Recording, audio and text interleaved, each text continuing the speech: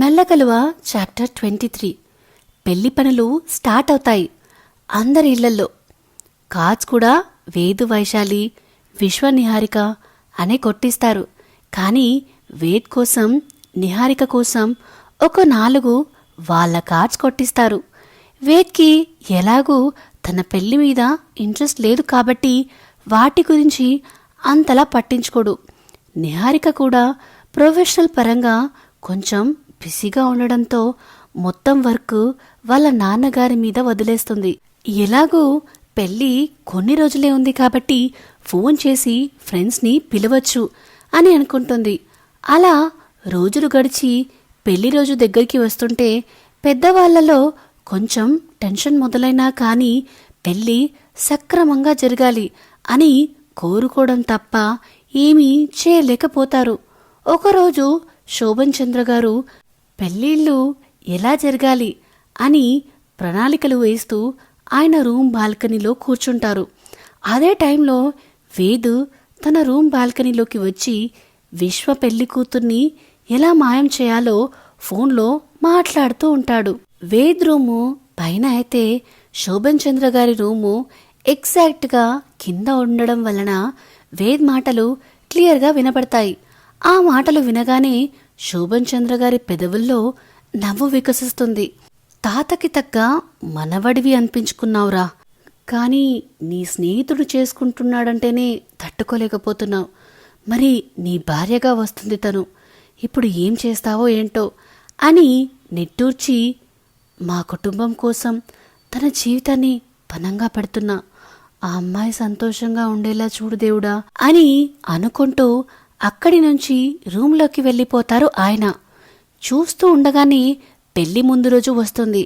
ఎవరిళ్లలో వాళ్ళు పిల్లలకి నలుగు పెట్టి మంగళ స్నానాలు చేయించి పెళ్లి కూతుర్లను, పెళ్లి కొడుకులను చేస్తారు. ఆ రోజు రాత్రి విశ్వ తన రూంలో కిటికీ దగ్గర నిల్చొని, వేద్, నీ పెళ్లి వైషుతో అయిపోయాక నన్ను క్షమిస్తావా, నాతో మాట్లాడతావా అని బాధగా అనుకుంటూనే, ఇంకోవైపు నన్ను యాక్సెప్ట్ చేస్తావా నువ్వు అని నిహారిక గురించి ఆలోచనలో మునిగిపోతాడు.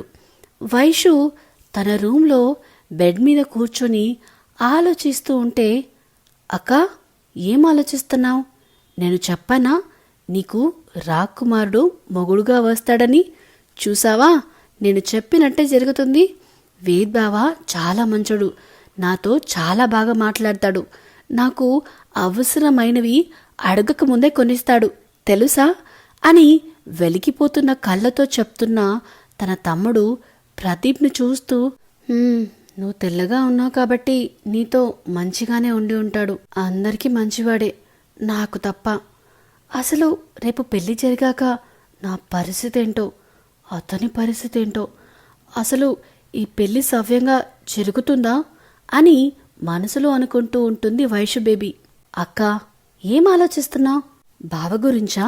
ఏం టెన్షన్ పడకు, బావ నిన్ను కూడా బాగా చూసుకుంటాడు అంటాడు మన వేద్ బాబుకి ఉన్న తిక్క తెలియక.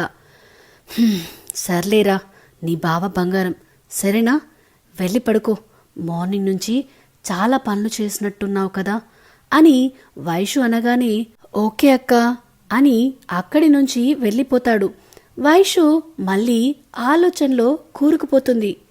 నిహారిక తన రూంలో బెడ్ మీద పడుకొని, మొత్తానికి వేద్ని పెళ్లి చేసుకోబోతున్నాను, కాలేజ్లో ఎంతమంది ఎగతాళి చేసేవాళ్ళు, ఆ వేద్ని నమ్ముకుంటే మునిగినట్టే అని, అతన్ని ఇంప్రెస్ చేయడం అంత ఈజీ కాదని, రేపు నాకు వేద్తో జరగబోయే పెళ్లితో వాళ్ళ దిమ్మ తిరిగిపోవాలి, అందుకే పెళ్లి కొడుకు పేరు కూడా చెప్పకుండా ఇన్వైట్ చేశా అని అనుకుంటూ హ్యాపీగా నిద్రలోకి జారుకుంటుంది నిహారిక.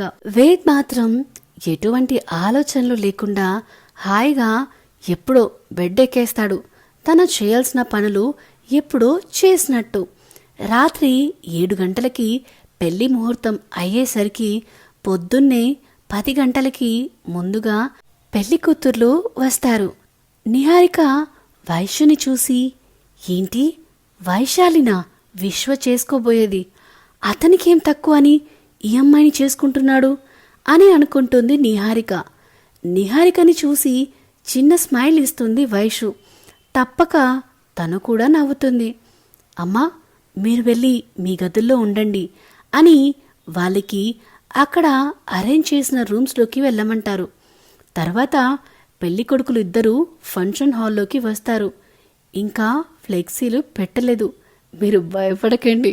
బామ్మర్ది కాళ్ళు కడిగి మండపంలోకి తీసుకురావాల్సి ఉండగా పెద్దవాళ్ళందరూ ప్రదీప్తో కలిసి అక్కడికి వస్తారు. కానీ ప్రదీప్కి ఎవరి కాళ్ళు కడగాలో అర్థం కాక అలాగే నిల్చుంటాడు.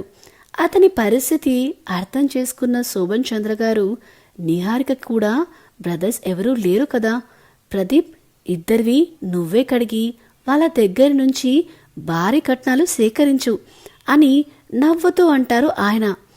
అలాగే తాతగారు అని ఫస్ట్ వేద్ కాళ్ళు కడుగుతూ ఉంటే, సారీరా, ఇక్కడ అసలు మీ అక్క పెళ్ళే జరగట్లేదు, కానీ నీతో కాలు కడిగించుకోవాల్సి వస్తుంది అని మనసులో అనుకుని తన మెడలో ఉన్న చైన్ తీసి ప్రదీప్ మెడలో వేస్తాడు.